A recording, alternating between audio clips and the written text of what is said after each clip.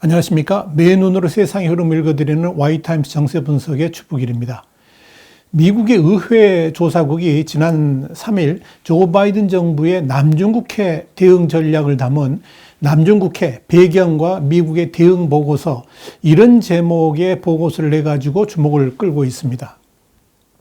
특히 이 보고서는 아직 이 바이든 정부의 대중국 정책이 확고하게 정립되지 않은 상황에서 예민한 남중국해 문제에 대해서 의회 조사국이 분명한 방향을 제시하고 있다는 점에서 화제가 되고 있는 겁니다. 한마디로 미 의회 조사국 보고서는 지금의 남중국해에 관련한 미국의 느슨한 장악력에 대해서 엄중한 경고를 보낸 겁니다. 특히 이 보고서는 인도태평양 사령관인 필립 데이비슨 제독의 말을 빌어가지고 그동안 전쟁을 회피해온 미국으로 인해가지고 중국이 남중국해를 완전히 통제할 수 있게 됐다고 경고를 했습니다. 전 세계 선박의 약 3분의 1 정도가 통과를 하고 아직 개발되지 않은 석유, 그리고 엄청난 가스가 매장된 남중국해에서 미국의 전략적 우위가 너무나도 줄어들어가지고 평상시 중국의 접근을 막는 것은 무력할 정도라고 비판한 겁니다. 그래서 이 남중국해에서 보다 강력한 장악력을 미국이 지켜내야 한다는 것이 이 보고서의 핵심 내용입니다. 자, 지금 남중국해는 중국이 이 남중국해의 80%에 달하는 수면에 대해서 역사적 권리를 주장하고 있죠.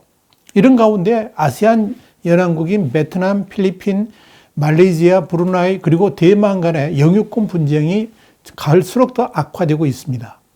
이런 상황에서 미국은 남중국해의 분쟁 당사국도 아니고 이 남중국해의 평화적 해결의 기본 가이드라인인 유엔 해양법 협약의 회원국도 아니기 때문에 기본적인 한계가 있습니다만은, 그래서 이제 관습법적 국제법에 의한 공해상 항행의 자유, 그리고 상공 비행의 자유 권리를 보호하는 역할만 하고 있다, 이렇게 평가를 하고 있습니다.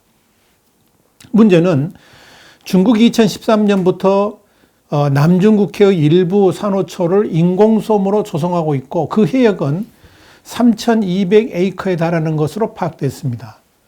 더불어 중국은 이곳에 2018년부터 군사기지를 건설하고 대공 방어 체계하고 활주로를 건설해가지고 군용기를 배치를 했습니다.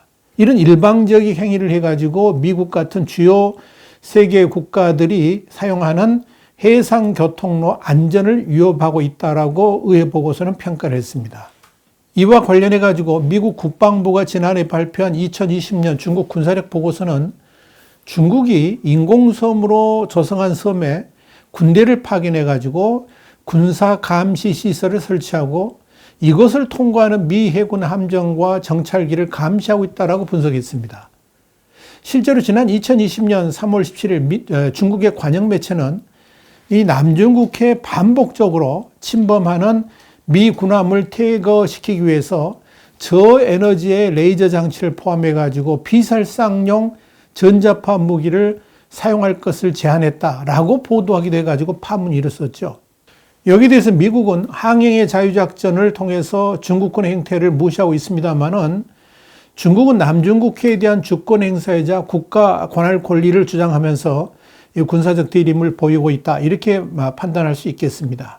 그런데 말입니다. 이 중국이 그동안에 남중국해에 펼친 전략은 살라미 슬라이스 전략이라고 할 수가 있습니다. 이 말이 뭐냐면 지난해 4월에 아세안 외교장관과의 화상회의에서 마이크 폼페오 당시 미 국무장관이 지적했던 말인데요.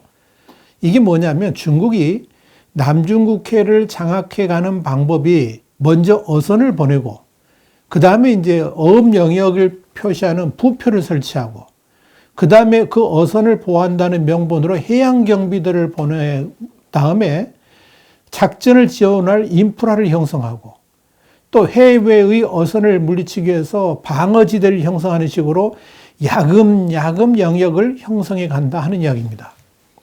이건 끓는 물에 담긴 개구리 비유하고 비슷한데요. 개구리가 처음에는 알아차리지 못하도록 아주 조금씩 물의 온도를 올리면서 알아챘을 때는 이미 늦는다 하는 이런 겁니다.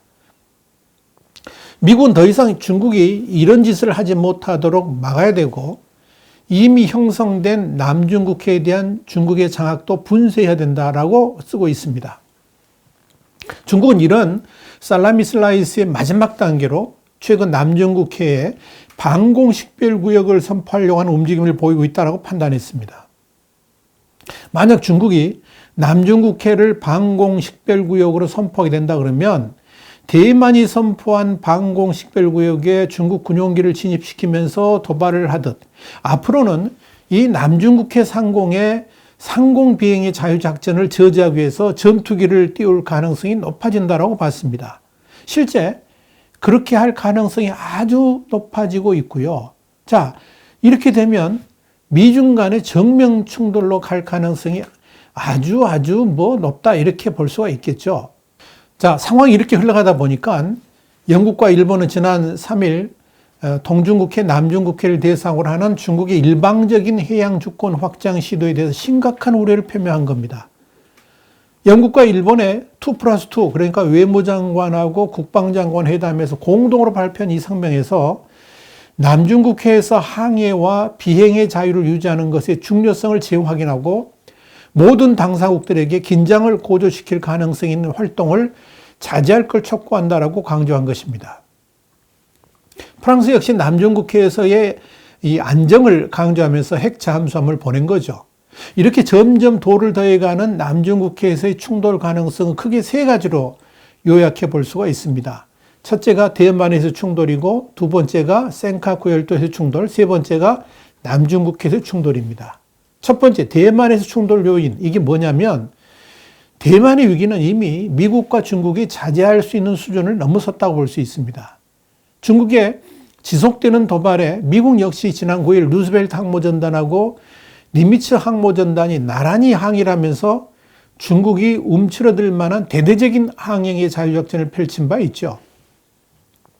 바이든 행정부의 강력한 의지를 펼쳐 보인 겁니다. 중국 역시 최대 명절인 춘절에도 전투기를 대만의 방공식별구역에 보내가지고 긴장을 조성했습니다. 시진핑 중국 국가주석으로서는 대만 문제에 관한 한 물러설 수 없는 마지노선이라고 이렇게 말씀드릴 수 있습니다. 만약 대만이 미국과 국교를 정상화하면서 독립수순으로 간다 그러면 시진핑의 지위 역시 흔들릴 수밖에 없습니다. 그래서 호시탐탐 대만을 노리면서 위협을 하고 있고 최소한 대만이 중국의 손길을 벗어나는 일이 없도록 하기 위해서 만반의 준비를 하고 있는 겁니다. 실제로 중국의 호전성을 보여주는 사례가 발생했습니다. 루스벨트 함이 지난 1월 23일 마시옙을 통해서 남중국해에 진입했을 때 중국의 인민해방군이 루스벨트 항모를 타겟으로 해가지고 공격하는 모의 훈련을 감행했습니다. 1월 29일에 파이낸셜 타임스의 보도가 그렇습니다. 이런 모의 공격 후에도 인민해방군은 지속적으로 대만의 방공식별구역을 침범했습니다.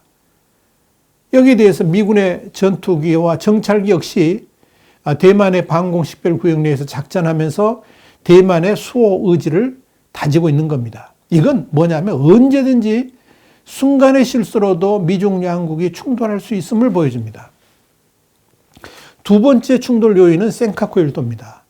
미중 간 갈등이 격화되면서 일본이 시료 지배를 하고 있는 센카쿠 열도, 중국명으로는 나오이다오라고 말씀드리는데요. 이 나오이다오에서 충돌할 수 있다는 전망이 나오고 있습니다.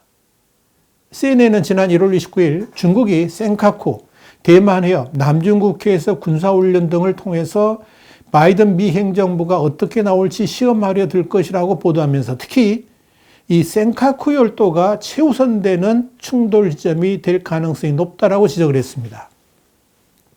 이 센카쿠 열도는 무인도 5개로 이루어져 있는데요. 일본 오키나와 이시카키시에서 약 170km 떨어져 있습니다.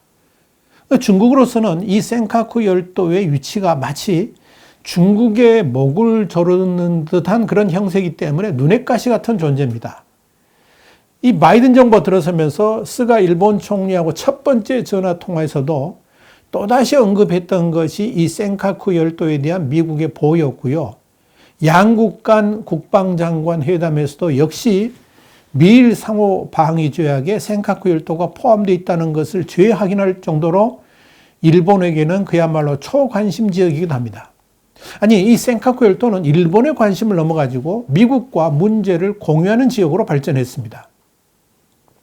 특히 이 센카쿠 열도에서 충돌이 우려되는 것은 뭐냐면 중국이 2월 1일부터 센카쿠 등을 담당하는 해경국에게 관할 해역 내에서 유법 행위 단속을 명목으로 다른 나라 선박에 대해서 퇴거 명령을 내릴 수 있고 긴박한 상황에서는 무기 사용도 허용했다는 점입니다. 이건 그래 안 해도 충돌이 잦은 센카쿠 열도에서 일본과 중국 간에 언제든지 무력 충돌이 일어날 수 있다는 것이나 다름없습니다. 실제로 지난해, 그러니까 2020년에 중국 공선, 그러니까 공적 선박이죠. 이 공선의 센카쿠 주변 접속수역, 그러니까 영해 인접한 곳의 항행은 333일이었습니다. 그러니까 거의 매일 이렇게 일어난 거죠. 요즘도 매일같이 센카쿠 주변에 출현해가지고 일본을 긴장시키고 있습니다. 자, 이런 관점에서 중국이 미국의 움직임을 떠보게 해서 이곳에서 먼저 갈등을 불러일으킬 가능성이 있다라고 보는 겁니다. 세 번째 충돌 요인은 남중국해입니다. 사실 남중국해는 날마다 일촉즉발 상황이죠. 언제 어떻게 무슨 돌발 상황이 일어날지도 모르는 날들이 지속되고 있다고 보면 됩니다. 실수로 방아쇠가 당겨지기로 한다면 대규모 충돌로 언제든지 확대될 수 있다는 겁니다. 여기에 중국이 남중국해 일대의 방공식별구역이라도 선포한다 그러면 이건 중국의 완전한 도발로 여겨지면서 남중국해를 향한 전망의 싸움이 미국과 중국 사이에 벌어질 가능성이 높습니다. 아마도 시진핑 주석은 올해 안에 남중국해 해역에 대한 방공식별구역을 선포할 가능성이 높다고 미국은 보고 있습니다. 그렇다면 사실상 전쟁이나 다름없는 충돌이 바로 남중국해에서 벌어질 가능성이 있다는 이야기입니다. 자, 이런 관점에서 미 의회 조사국은 남중국해 분쟁에 대한 중국의 일방적이며 공세적 행위를 저지하기 위한 바이든 행정부의 대응 방안을 제시한 겁니다. 첫째는 중국의 남중국해 인공섬 조성에 관련된 기업에 대한 경제 제재를 제안했습니다. 지난해 미국은 남중국해 인공섬 매립공사, 석유개발조사 및 인공섬 조성에 동원된 선박들을 건조한 조선소들이 미국 회사와의 거래를 중단시키는 경제 제재를 했다 그러면서 바이든 행정부도 여기에 추가해가지고 더욱 강력한 경제 제재를 해야 된다라고 강조를 했습니다. 둘째, 2015년에 선포된 인도태평양 해양안보 이니셔티브 계획에 의해서 중국과 비교해가지고 열세인 필리핀이라든지 베트남 같은 국가들의 해양안보 능력 향상을 적극적으로 지원해야 된다고 주장을 했습니다. 자, 이런 관점에서 지난 1월 17일 토니 블링컨 국무장관이 필리핀 네오도르 록신 주원이 외교장관하고 전화통화를 하면서 만일 중국이 필리핀과 분쟁 중인 스카보로 섬에 대해서 물리적 행위를 한다 그러면 미국, 필리핀 간 상호 방위 조약을 적용해가지고 미국은 필리핀을 지원할 것이라고 언급을 한 겁니다. 그만큼 강력한 지원을 통해서 중국의 도발을 억제하겠다는 의미죠. 셋째, 미국은 인도, 호주, 그리고 일본 같은 쿼드 동맹국과 함께 남중국해에 대해서 항해의 자유작전을 포함해가지고 연합 초계 작전을 실시해서 중국이 군사적 행위를 저지해야 된다라고 강조를 했습니다. 이미 바이든 행정부는 2020년에 실시된 쿼드 해군 협력을 인도, 호주와 일본에 추가해가지고 다른 동맹국들도 이제 참가시키겠다는 이런 구상을 갖고 있습니다.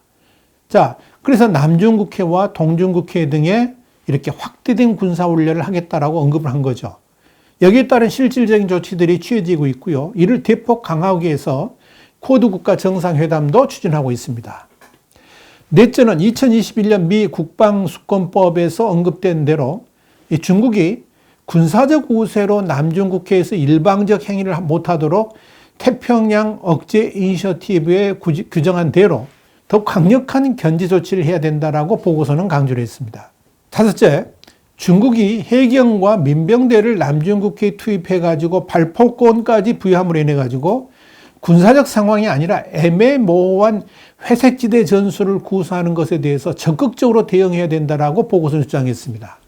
다시 말씀드려서 군사적 충돌이 아니라 민간 간의 충돌로 위장해가지고 미국 연합의 군사적 대응을 하지 못하도록 하려고 하는 중국의 꼼수에 대해서 미국 국가지도정보국이 주도해가지고 관찰하면서 대응 조치를 마련해야 된다라고 한 겁니다.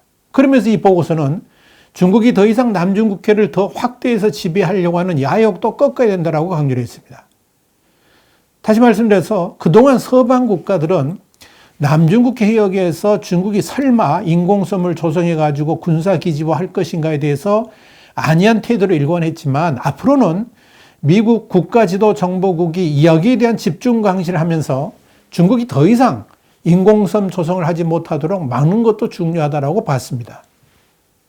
이 보고서는 마지막으로 트럼프 정권이 중국의 남중국해에서의 일방적이며 불법 행위를 적절히 억제하지 못했다 그러면서 바이든 행정부한테 다자주의적 접근을 통해서 중국의 남중국해에 대한 영토 확장을 보다 강력하게 저지해야 된다라고 제안을 했습니다. 미국 의회조사국의 이 보고서대로 바이든 대통령은 중국의 팽창주의에 대해서 분명한 경고를 보냈습니다. 취임 일주일 만에 그런 행동을 취한 거죠. 그리고 이 동남아시아 국가 정상들과의 전화통화를 통해서도 이 남중국해에 대한 중국의 영유권 주장을 전면 거부한다는 의지를 분명히 했습니다. 자, 방향은 정해졌습니다. 이젠 이걸 군사적으로 어떻게 펼쳐 보일지 구체적인 전술만 남았을 뿐입니다. 자, 그럴수록 중국을 향한 미국의 옥죄기는 더욱 강화될 겁니다. 이렇게 되면 영원 무궁토록 강건할 것 같던 시진핑 주석의 권좌 역시 흔들릴 수밖에 없습니다. 이런 관점에서 2021년의 남중국해는 여느 해보다 더욱 뜨거운 바다가 될 것으로 보입니다. 와이타임즈 장세 분석이었습니다. 다음 시간에 다시 뵙겠습니다. 감사합니다.